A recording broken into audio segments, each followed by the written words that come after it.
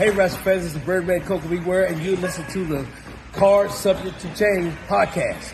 That's right, you don't want to miss it, and I guarantee you, you can't beat it with a stick, you can't whip it with a switch.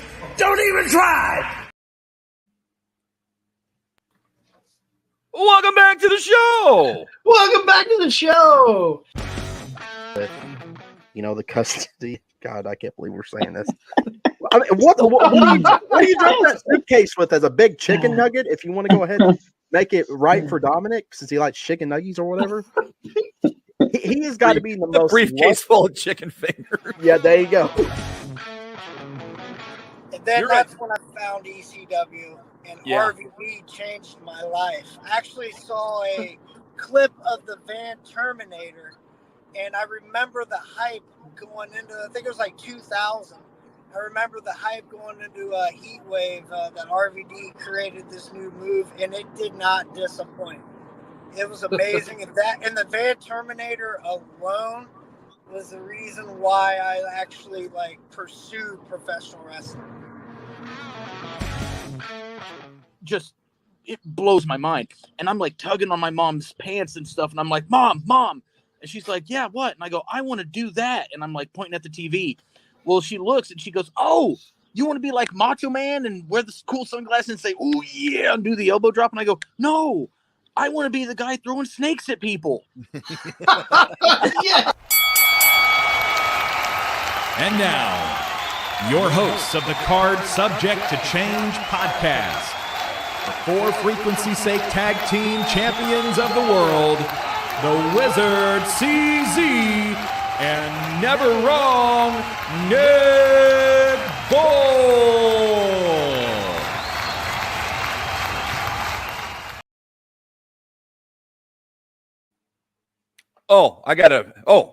We're on live now. I was acting like I was getting introduced. Welcome. Were you trying to do a pose off? Brother. Hello, one and all, and welcome to another exciting edition of the Card Subject to Change podcast. Of course, it's the podcast by the fan, for the fan. We are powered by Lopez Pizza, built by Durham Remodeling, colored by Ryan and Allison Tattoo, and protected by Jared Zook of Country Financial. I am, of course, never wrong, Nick Bull. With me is my tag team partner, the one, the only, the Wizard CZ. What is up? What is up? I'm feeling magical tonight, Nick. How are you feeling? Magical, yeah, maybe. Could be a little bit of both. I'm feeling good. It's exciting time to be a wrestling fan. Of course, we're post SummerSlam.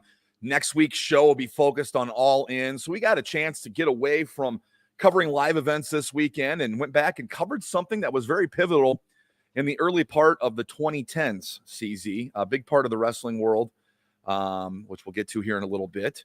But we also brought along somebody else to help break down the action for us, CZ.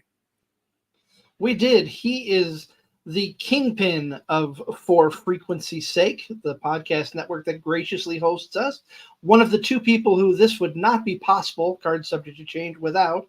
Let's bring him on, Mr. Doug Green. Doug, how are you, sir? Doing good, guys. You're looking good too, Doug. Thank you. Looking good, man. Welcome back to the show. Did you want an intro like ours at the beginning of the show, Doug? I can try it again if you want. No, that was great. I might need one for the WNBA show for something like that. No, that was great. Yeah. Absolutely.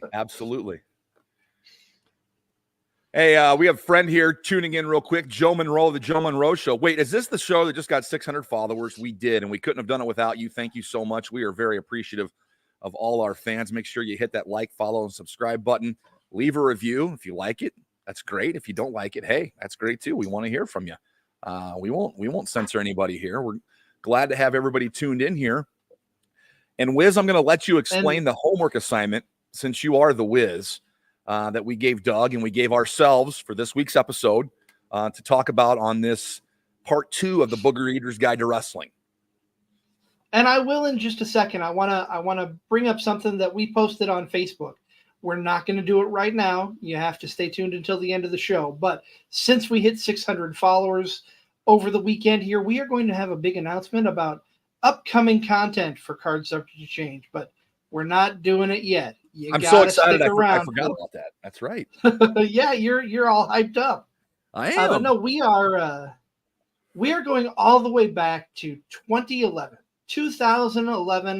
WWE. I'm excited. This was one of my favorite times. In the first, we're covering a promo and 3 main events, 2 on pay-per-views, 1 on Raw. And this is one of those pay-per-views is my all-time one of my all-time favorites. It's not the top of the list, but it's definitely up there. And of course, if you're tuned in and you know about 2011, you know that we are talking about WWE's Summer of Punk, where CM Punk threatened to leave the company with the WWE Championship should he win the match. And that's what we're talking about. We're going to jump right in, and I'm going to ask you, Doug, first thing I had you watch was the infamous Pipebomb promo, as it's called, Monday, June 27th on Monday Night Raw. Tell us your thoughts. Initially, I was kind of like, why is this guy up here just like whining and complaining? But that is, I know, part of the shtick in there. But it was a little bit kind of jarring not being, watching these things kind of without a lot of other context going on too. Kind of made it a little weird. But I was like, okay, so clearly they're setting this up for something. And then judging by what CZ had told me I had to watch, I kind of guessed kind of the way that this was all gonna play out. But it was interesting to see kind of the storyline and kind of how they decided what twists and turns they wanted to take in there. Absolutely. And with that pipe bomb, always one of my favorites. I've quoted it on here a couple of times because I am the best at what I do in the studio, on social media, even on commentary. What Doug, as an outsider looking in, was it hard to follow along with what he was complaining or bitching about? Could you see what he was complaining about and kind of see his side to it? Or was it hard to see that? I think for me, it was hard to see that because I really didn't have like a lot of pre-knowledge of who he was or kind of what his thing was. I don't know, if he was out there just beating everybody's ass or if he was, just the guy just running his mouth. Because honestly, sometimes it's 50-50 with those guys.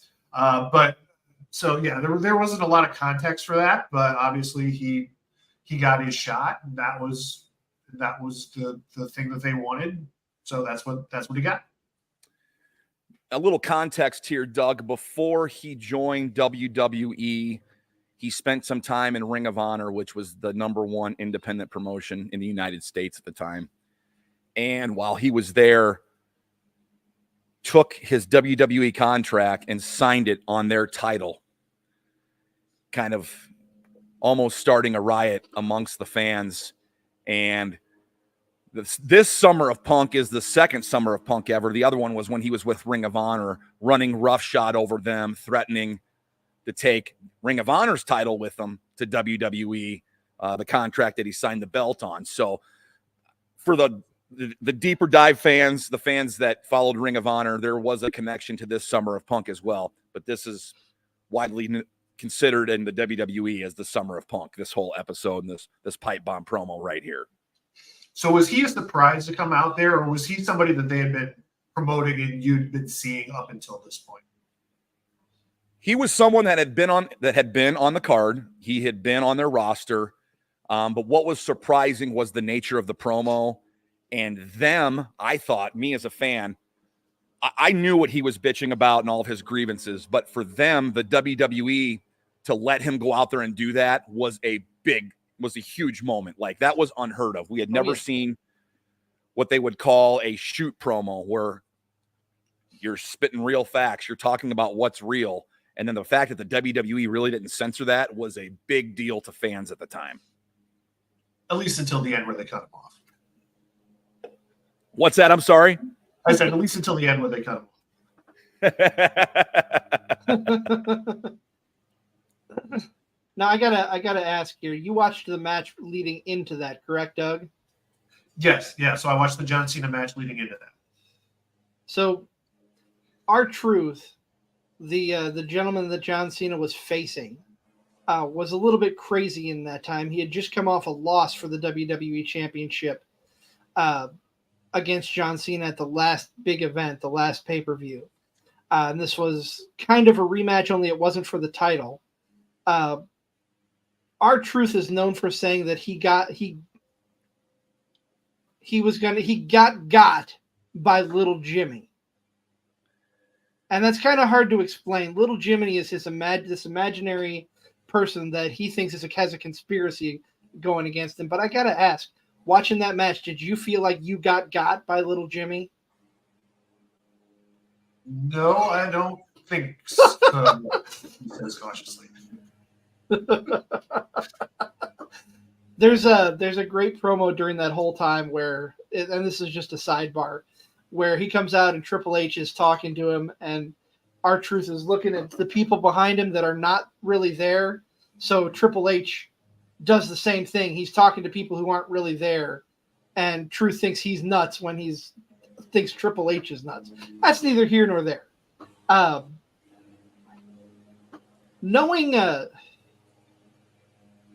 Having heard the Pipebomb promo and the things that he said, what are your thoughts? Because he had said some pretty inflammatory things, and that was the whole point, towards the owner of the company, towards the owner's daughter, towards her husband, Triple H. What are your thoughts on someone just going out there and waylaying the company that they work for?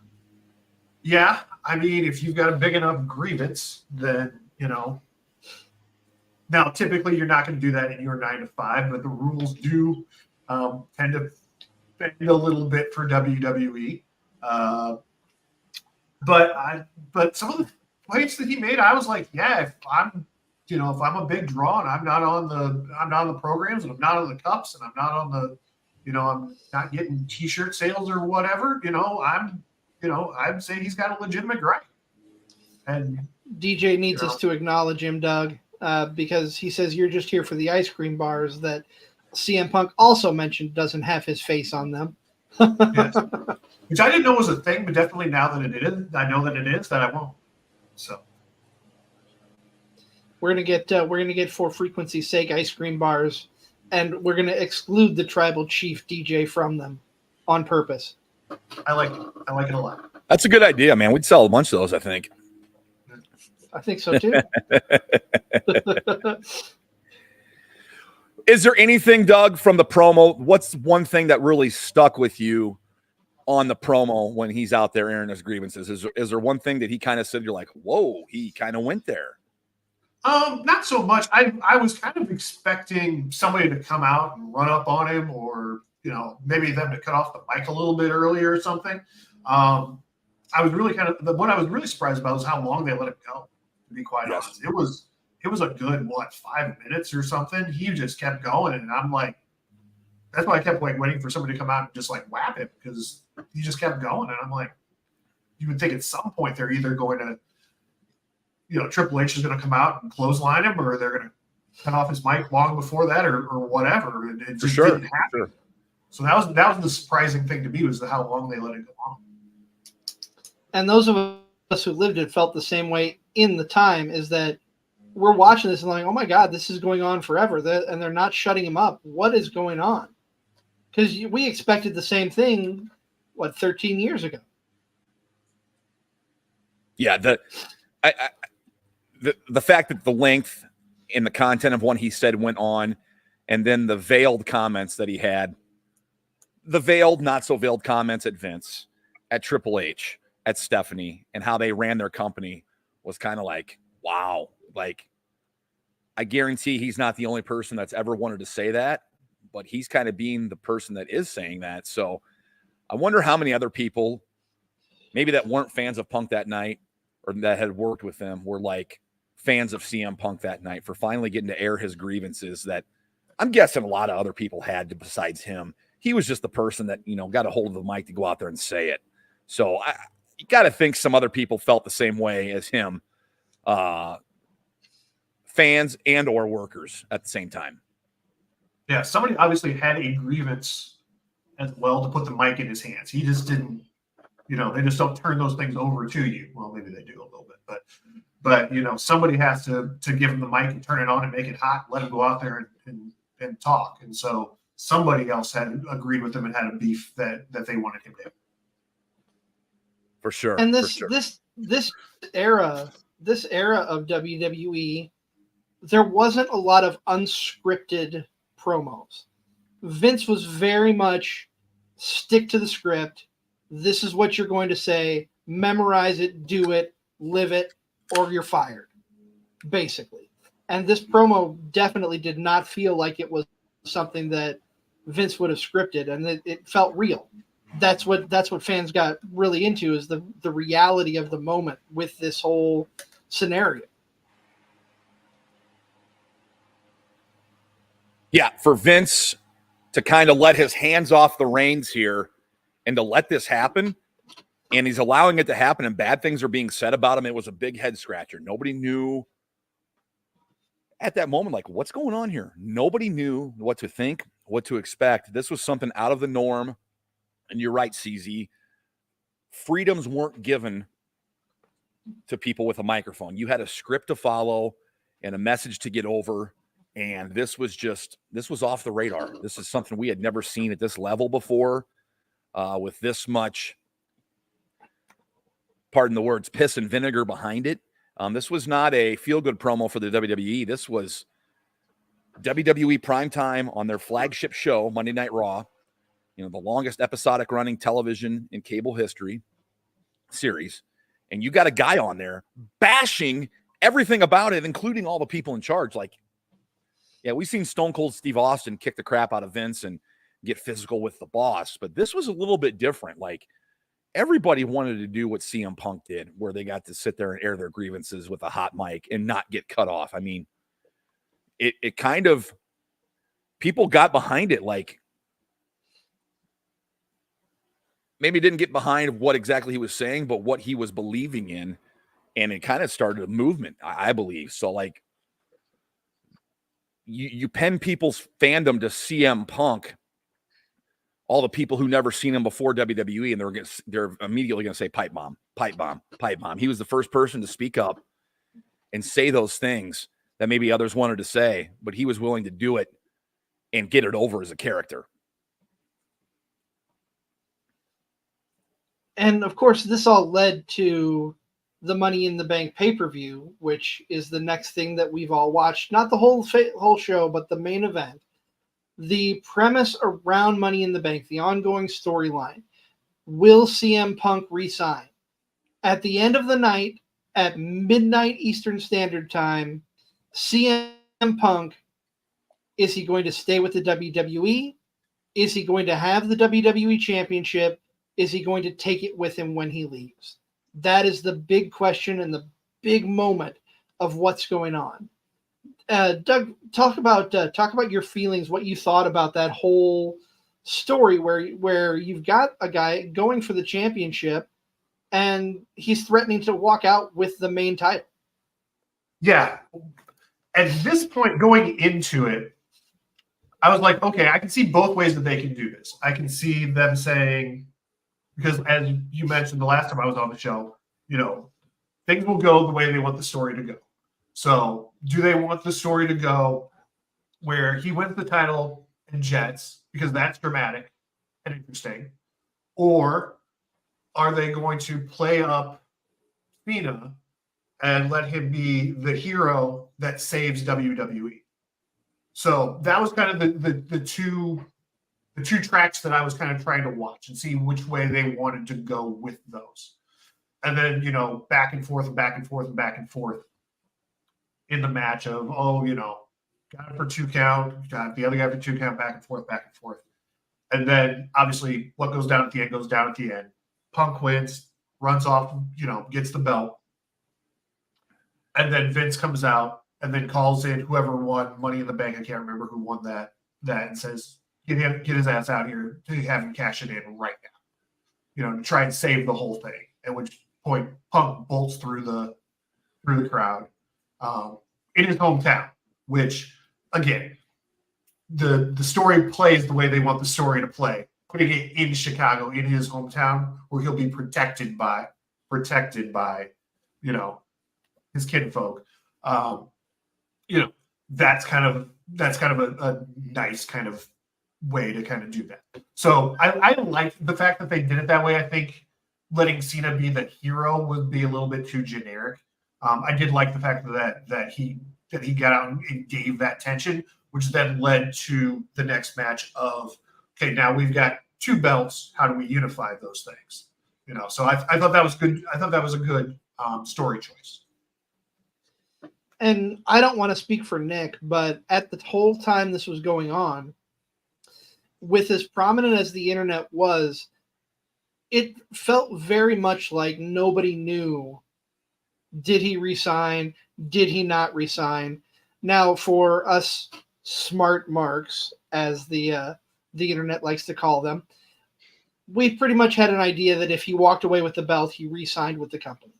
But that not knowing in the moment, even because, you know, you look at the reason I bring that up, you look at contracts now. You can go online, you can find anybody's contract and when it's going to expire. You may have to do a little digging, but it's out there. Am I wrong, Nick? Nope, you're right. You're right. But like right back in this day, contracts weren't as openly put out there. You didn't know when someone was going to be re-signed, when someone was going to leave the company, and that was a really big deal. Doug, I want to get your thoughts on the match itself and some of the key moments in the match, particularly. So, give you a little bit of a history lesson before I ask this question. 1997, Montreal, Quebec, Canada, Survivor Series. Bret the Hitman Hart, who is from Montreal, Calgary, got screwed Alberta. out of the. Okay, you're right. I'm sorry. From Canada, let me rephrase. From Canada, in his home country, got screwed out of the WWE Championship. And when Vince came out, he was very much trying to repeat this. The bell was rung early before there was a tap out in Montreal, and you get the same vibe. Oh, Vince is coming out to screw CM Punk. What were your thoughts when Vince first came out? Wasn't surprised to see him, to be quite honest, just because of the way that it's all going to go down. And then at that point, it was, you know, he's won the title. Here comes Vince, and I'm like, okay, is he going to sign the contract and everything's going to be hunky dory? Is it going to be, you know, or are they going to go the other way and he's going to shit talk him somewhere? And so again, those are the kind of the 2 tracks that I was kind of looking for there. Obviously, he said adios. Vince tries to do the emergency, you know, get the other guy out as quickly as he can, but at that point, it's too late. So that was kind of the surprise. Now, they didn't talk about it on the broadcast about, you know, screwing him over. I mean, obviously that's in the playbook. Wasn't something I really kind of considered. I mean, yes and no. I felt like the match was officiated more towards kind of Cena's way a little bit, but that could have been just bias. I don't know. But for me, that was kind of the they wanted to build that tension. They wanted to build that drama in my mind. Then when we're there, but I wasn't surprised to see Vince. No, when he came out, the surprise was which way they were going to go once Vince came out. Yeah, I remember seeing Vince come out and had flashbacks to the Montreal Screwjob because he's done it before. What's not to believe he's done it again? And if he'd done it in, you know, Bret's home country of Canada, why wouldn't he do it in Punk's hometown of Chicago? So like that would have been nuclear if he did that. I believe that place would have rioted. That place was so hostile. The fans really came that night and were loud all night long. That makes it one of the more cool environments you'll see for a big-time match and a big-time story. Of course, the stars aligned with CM Punk, Chicago taking the belt and leaving. I want to go back to a point CZ said earlier.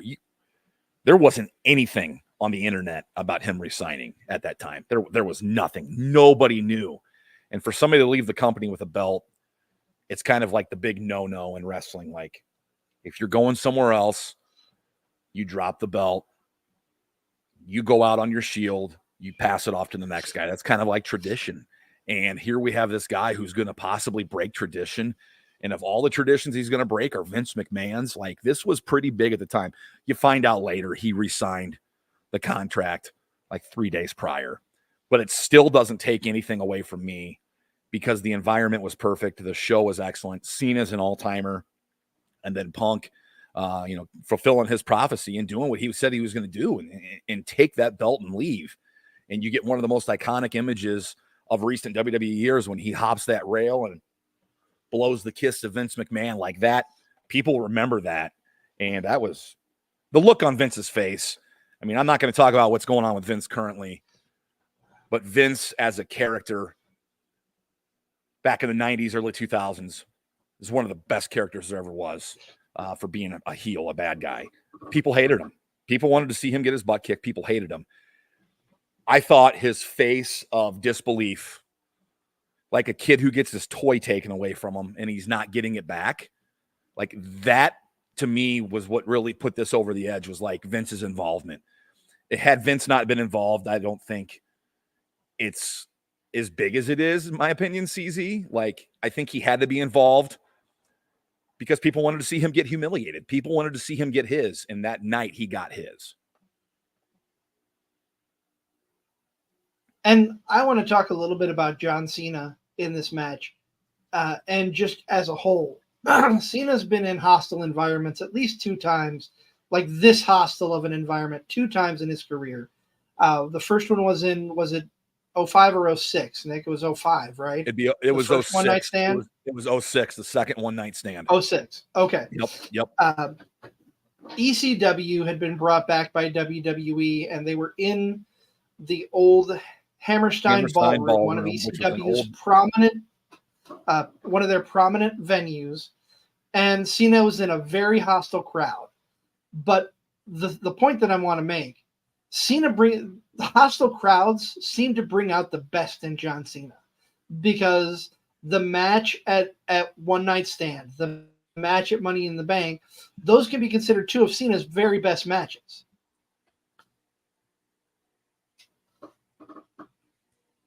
I mean, Cena is known for his 5 moves of doom. That is one of the things that people criticize him about, is he only does 5 moves and then the match is over.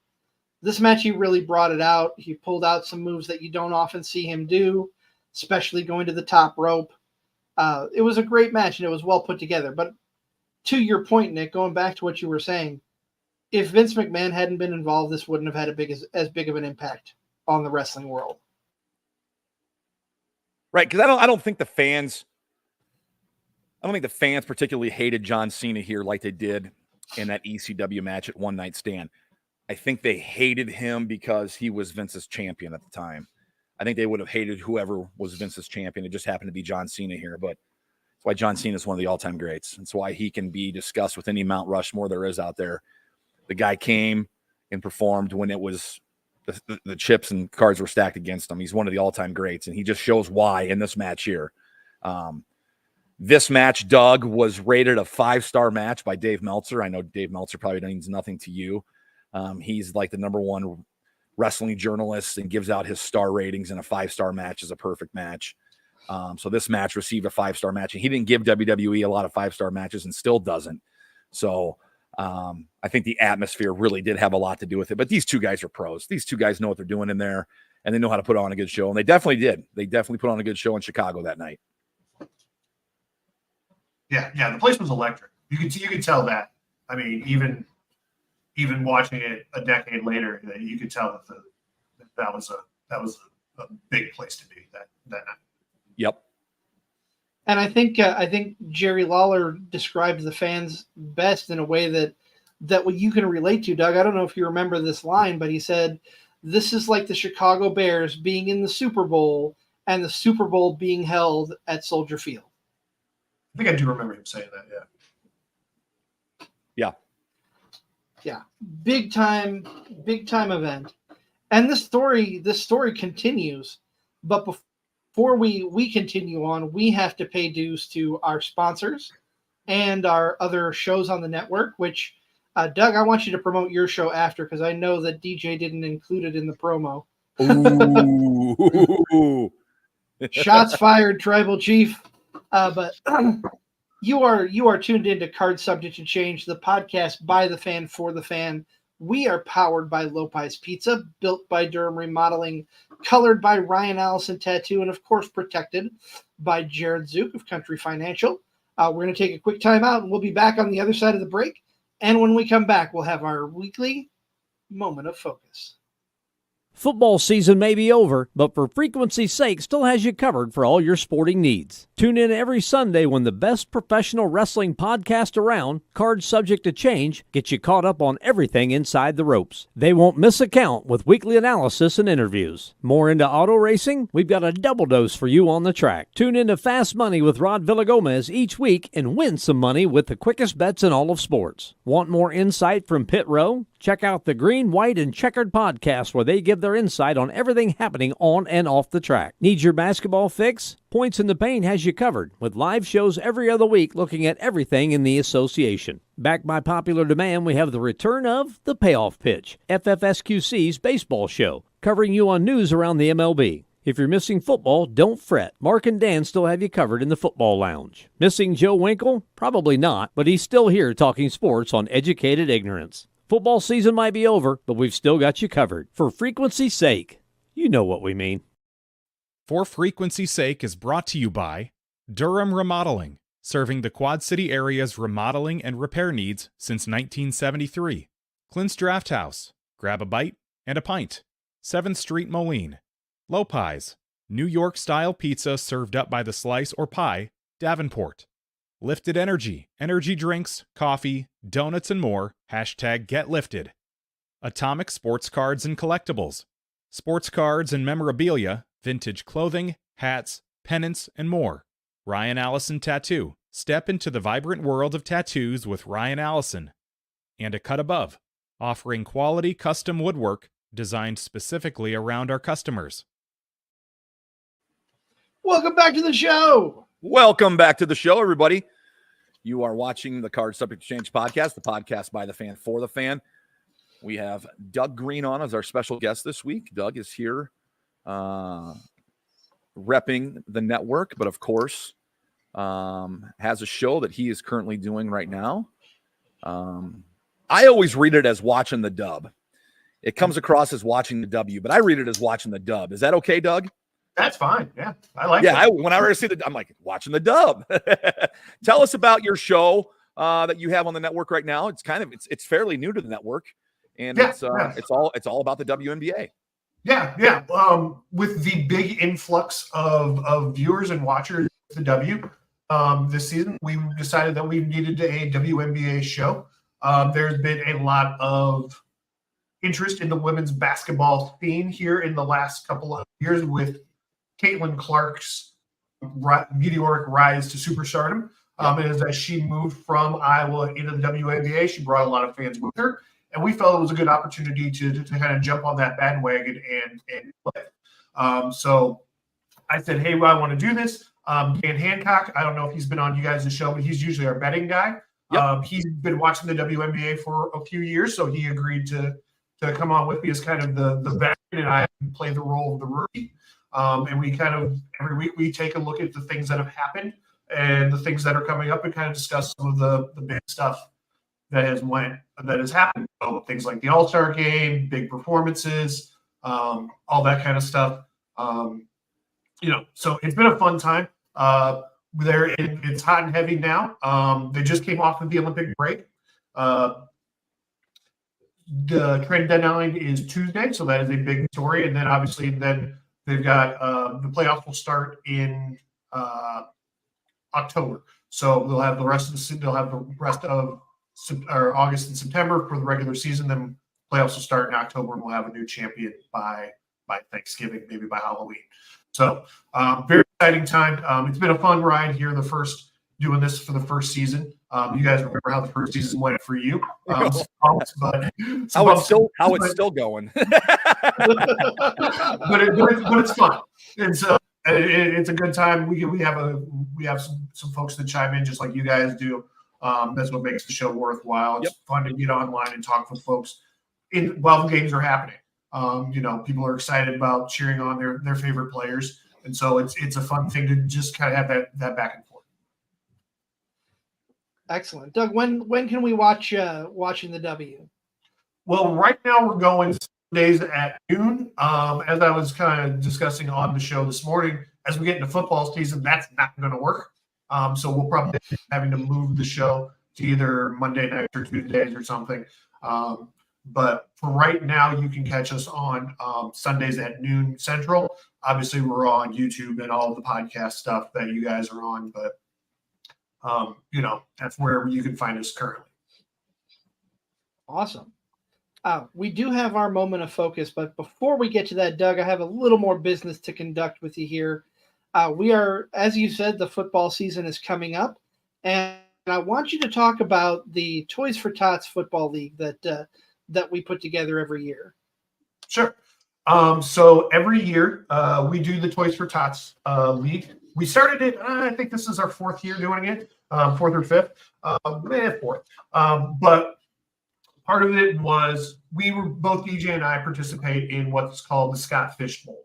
And for the folks that don't know, that is a nationwide, worldwide actually now, fantasy football league where they also donate money to Toys for Tots. It was started by a gentleman called Scott Fish, who's one of the OGs of the fantasy football industry.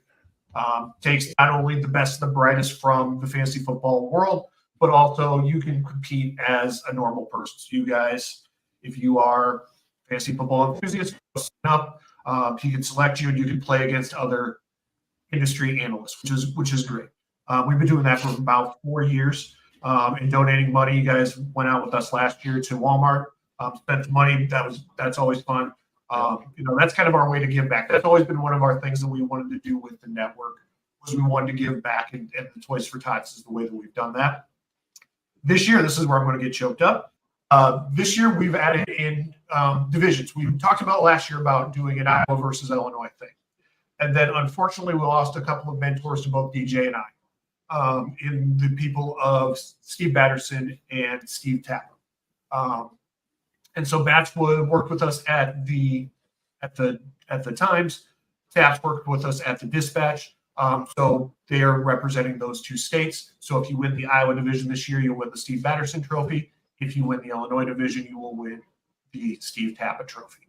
So that is the way that we're kind of honoring those two men this year. Probably carry that on going forward. Absolutely. And I would be remiss if I didn't remind everybody there is still a little time to sign up. But the sign-up period is closing soon. Card Subject to Change does have representation in the league by our good friend, the one called Manders. He is hosting one of the leagues. And believe it or not, Doug, I'm taking your role. I am actually playing this year.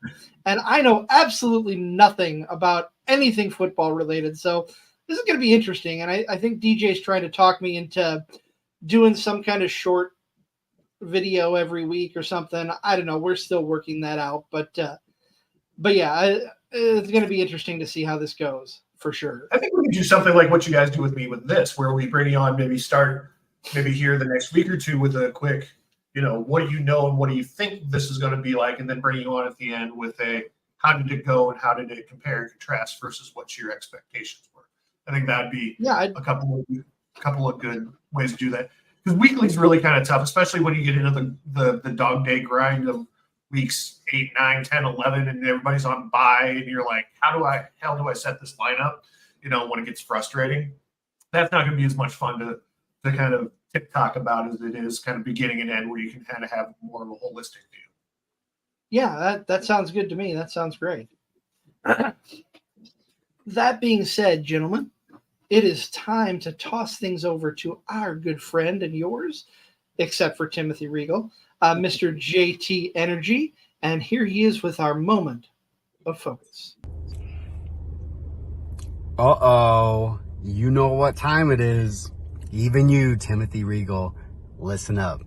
It's time for a moment of focus with the feline phenom, JT Energy. And what are we focusing on today? Let me tell you what we're focusing on. Choices. Yeah, everything in your life, listen up, everything in your life before this moment, right here, right now, your choice. When this ends, every moment after this, your choice. Don't be afraid to make those decisions. Don't be afraid to change your life whenever you want to. Don't be afraid to be authentically you and choose right. This has been a moment of focus with the feline phenom, JT Energy.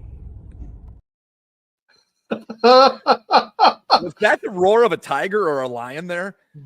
I couldn't tell which, but yes, very much so. It startled me. I was watching it down in our little monitors. That is the first. That is the first time he has brought a roar into this, and I wonder if he was inspired by his friend Jared Thumb Thumb doing that. You can see it on one of our reels on Facebook and YouTube, talking about him singing "We Are the Tigers." I'm not going to go into it. If you know, you know.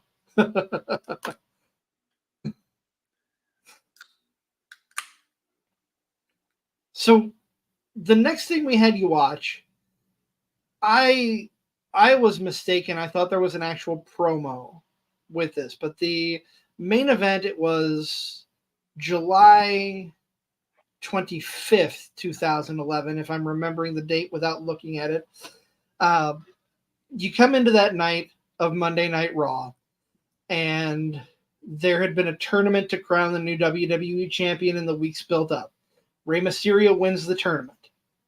However, John Cena comes in, Triple H comes in for John Cena and says, hey, he never had his rematch. He gets it tonight. We're having 2 WWE title matches tonight. One at the beginning, one at the end. The moment to focus, no pun intended, the moment to focus on with this is after the match. Cena, of course, wins his 11th WWE Championship at the time. And shortly after he wins, right out the gate, here he comes, making his big return, one CM Punk. Doug, what are your thoughts on this moment here as he makes his big return? Yeah, obviously, like we talked about, they're looking to build the drama. For you, I guess I'm going to ask you guys a question back. At this point, did you guys have an inkling that he was going to come back? Was that something that was like in the wind and in the tea leaves, or was this completely completely out of left field? I think we knew he was going to come back. We just didn't think it was going to be this quick. Okay. We figured we'd see him down the road, but not the way they brought him back. So it was, I don't want to say it was a surprise, but it was kind of a surprise. You knew he was coming. You just didn't know how soon. Right. I agree with that 100%. Yeah. And that was kind of let the me vibe ask that he gave. Yeah, he was unexpected, but not unexpected. I think the way that Nick described it was exactly that. They're like, who's that? Oh, yeah, of course it's him. Kind of reaction.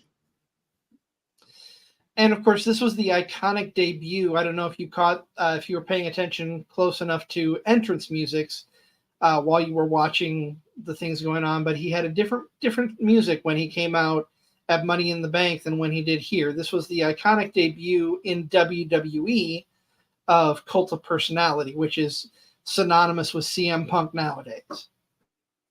Yeah, I didn't catch that. I wasn't that dialed in. I was, in fact, I missed who he was wrestling. I had to rewind it to find out that it was Rey Mysterio. I figured it was Rey Mysterio because there's not a lot of guys with the Lucha Libre masks running around, but right. I had to back it up to make sure that it wasn't somebody that I didn't know. Question for the both of you, Nick, you being a wrestling I don't want to say expert. Neither one of us are experts, although I think we come rather close. And for you, Doug, as a wrestling novice, did this need to have any words?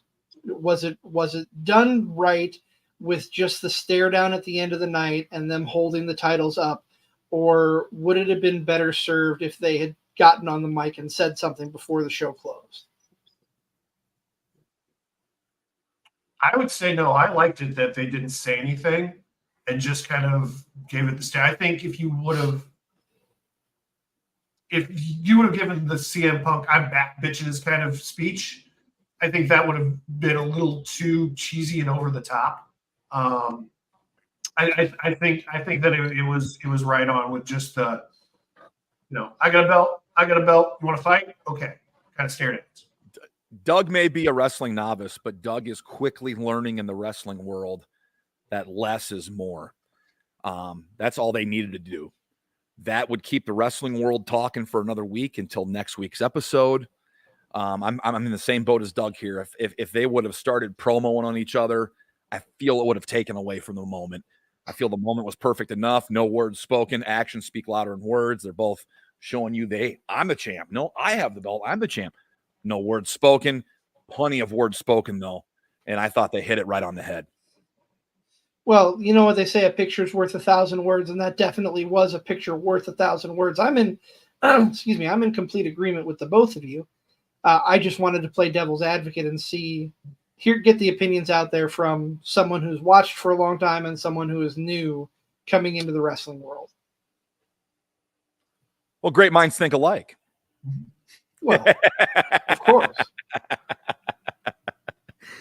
No, they hit it out of the park with this, and it got you pumped. It got you pumped and ready for next week and what was on the horizon and how are these two going to settle this. So it was perfect. And that brings us to the main event of this show and the main event of the next pay-per-view event, and that is SummerSlam. Obviously, the big draw here is CM Punk versus John Cena Part 2, and who is going to be not just the WWE Championship, but a word they throw around, I honestly think a little too often, but it's a word that's used nonetheless, and that is the undisputed WWE Championship. Before we talk about any of the match and any of the goings-on, Doug, did you have an inkling as to who was going to walk out with the undisputed title?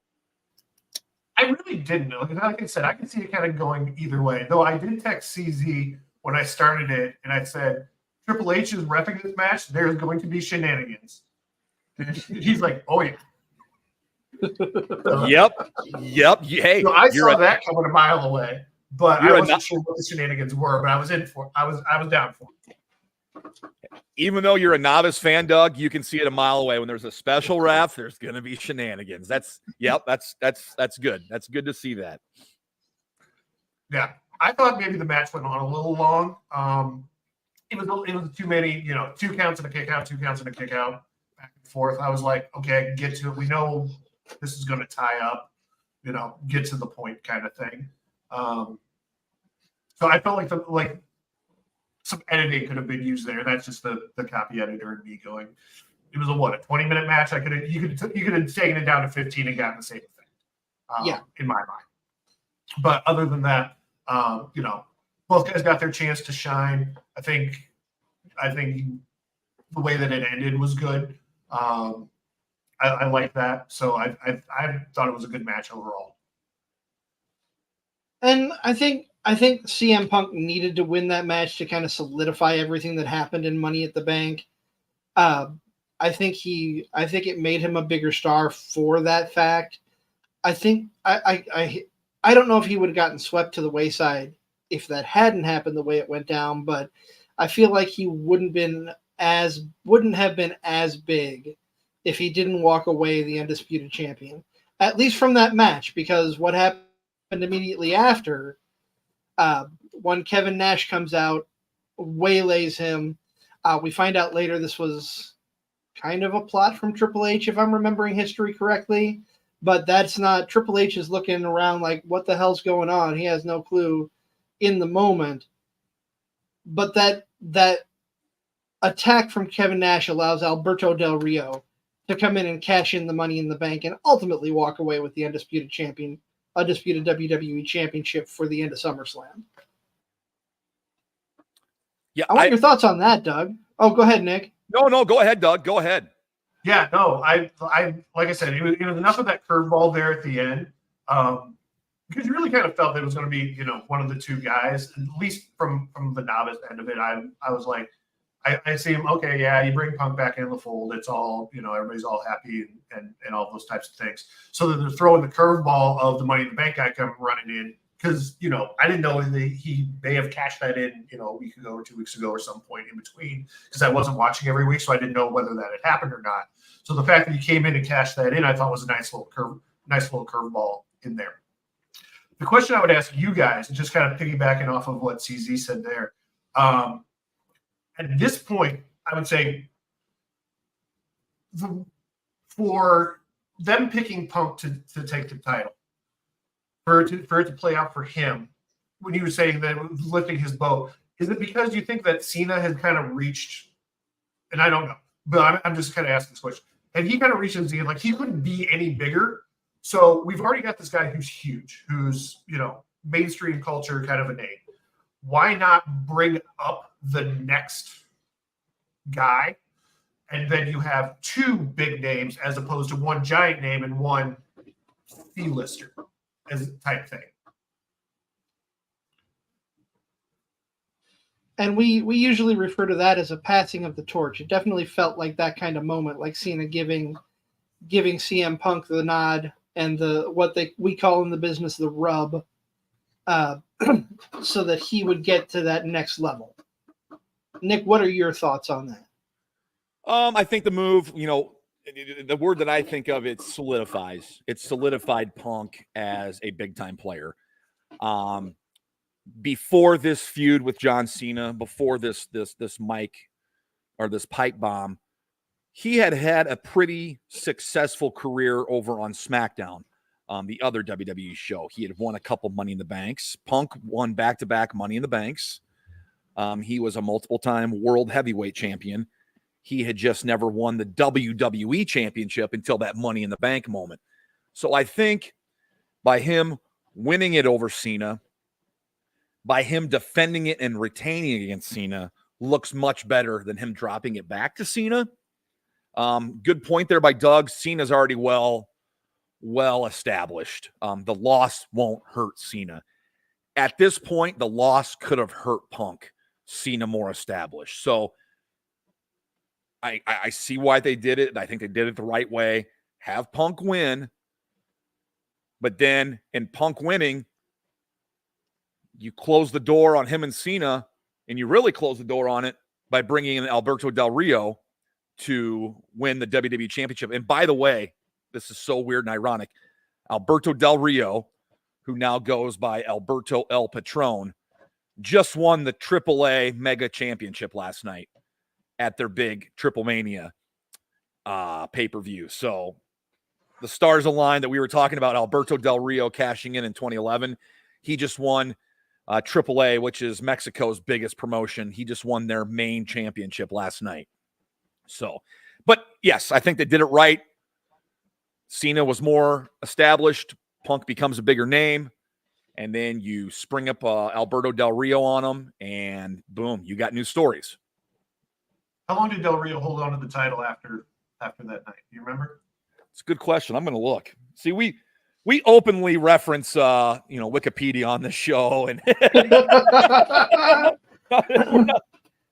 I just wasn't sure if it was a one and done thing or if they let him hang on to it for a little while to build a little I think more he held drama on in to a it for direction. a while. I think it was at least a couple months because I remember CM Punk getting the title back at one point, if I'm remembering correctly. But Nick, I'll let Wikipedia. I'll look it up. You continue, and I'll find it.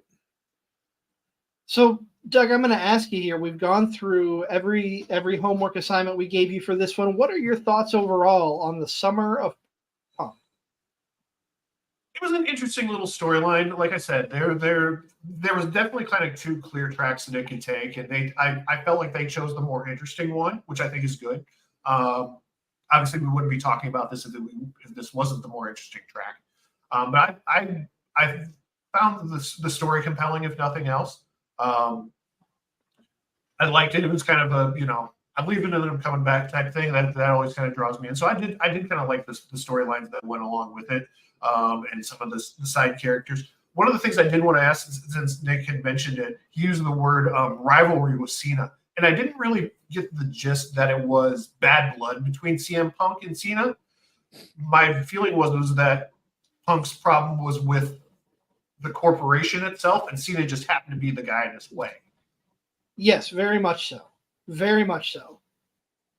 I did just get word from our tribal chief. I'm going to let you reveal when Alberto Del Rio lost the belt, and then I'll go ahead and tell, because DJ, very knowledgeable, very helpful, talked about CM Punk's next run as the champion. But Okay. Nick, when did Alberto drop the belt? Well, when Del Rio won the belt from Punk at SummerSlam, he became the first Mexican-born WWE champion, which was a pretty big deal.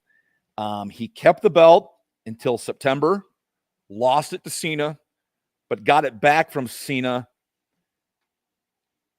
Got it back from Cena by beating Cena and Punk in a Hell in a Cell match. He then held it from like October until early December, and then that was all for that run.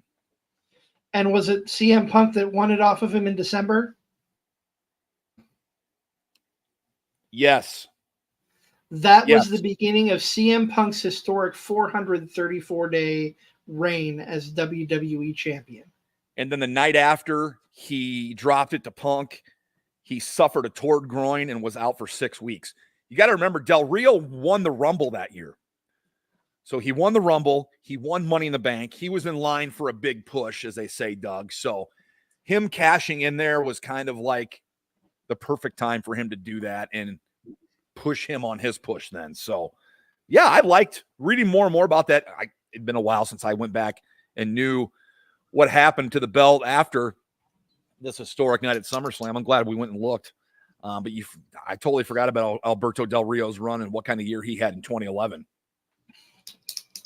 Very good year for him, and very polarizing wrestler is Alberto Del Rio, particularly after he left the WWE. Got in a little bit of a hot water and became kind of a, I'm just going to use the term, became kind of a shitheel for a while. But very accomplished star and probably well-deserved, even though, not even though, well-deserved for him to have that championship when he did, in my opinion. For sure. I don't think WWE looks back on it and goes, oh, we really messed that up. No, I don't think they ever would have changed anything with how they did it. I think they did it right. And despite the trouble he got into later in his career, but he's resurrected it now. I don't think it's a regret on any front. Del Rio was an accomplished wrestler. He's a good wrestler. He really is. He really is. And it was good to see him with the title. And this whole story was just a lot of fun. And I, for one, am glad we got to relive it. We kind of let our followers on Facebook vote as to what we were going to watch with Doug this time around, although this is what we really had kind of leaned towards when we first brought back the Booger Eater's Guide to Wrestling concept, which I want to do more often. And I know Nick has another friend who's a wrestling novice, so we may bring him on, give him a shot. But Doug, we want to definitely have you back more often and do some more of this in-depth reviews of some of the older stuff. And there's a lot of things out there that I think we could have good conversations about. Oh, sure. Yeah, you guys know I'm down. It's always a good time. So my favorite thing about this, like I say to other people when we do other shows, my favorite thing is to have somebody on here new before we've never had and to talk wrestling with them and to get what they like to talk about. I like having you on, Doug, and having this segment and this show that we do because I love hearing just the common questions you have, like, why are they doing this here? And stuff that we normally would just pass over sticks out with you and it like breaks it down and makes you understand it a little better. So I love hearing the questions that you have by watching it. Like this is like school. No question's a bad question. It's good to ask questions. And I love the questions that you have. That's what I look forward to the most. Absolutely. Yeah, and that's kind of the fun part too. It's like it's something that I'm not used to watching. It's not football, it's not baseball, it's not basketball, it's not something I watch on a week-to-week, day-to-day basis. So it's a good little side quest to go on and be like, oh, here's these things, and let's see how all this plays out, because I don't know. So it's kind of fun to kind of see how things shake out. Oh, for sure. Definitely. And I know I've got some other ideas as to what we can bring to the table for you here. And I think, Nick, I don't know how you feel, but I like putting those options out there for our followers, our listeners to vote on as to where we go. We come up with a few ideas and then we let the fans decide. And I think we'll do that next time. The next time we have Doug back or have this conversation, we'll throw some options out there for the fans, because there's plenty of stuff in the world of wrestling to go back and track and talk about. And it's the podcast by the fan for the fan. If fans want us to cover something and go back and do it, we'll do it. So we'll give them the option. The power lays in their hands when it comes to this. I think that's a fun thing to attach to this, is let the fans vote it, and then we'll go back and break it down with Doug. Yeah. Sounds like fun. And speaking of fans, Nick, it's time. We promised an announcement. We're going to pull it off now. We're going to talk about what's coming up here. Nick and I are planning in early September. We're not exactly sure when we'll start. We're still discussing. But we are adding more content into the Card Subject to Change podcast lineup with a second show. It's going to be a lot shorter. We're going to recap and preview episodes because it's going to be in between our regular shows. But more importantly, we're going to have probably a 10 to 20 minute discussion about topics. And if you have any topic suggestions, feel free to leave them in the comments here. Message me, message Nick, message the podcast page. We'll gladly take suggestions, but Nick, you came up with the name, so I'm going to let you reveal what this show is called. Yeah, it's this new show. It's not going to take anything away from this show. It's probably going to be a supplement to this show. We will air it midweek in between shows. It's kind of going to be a little look behind the camera. It's going to be what we talk about after we get off the air with a guest. The random rumblings we have in our head. I mean, CZ and I talk wrestling all week on our message group, so it might be a little bit of that. It'll be promoting upcoming shows, talking about future interviews. But yes, in September, you will get another dosage of the Card Subject to Change podcast, except this one is called The Kickout, the last word in wrestling. Everything you need to know about what's going on, about what we're feeling, about things behind the scenes.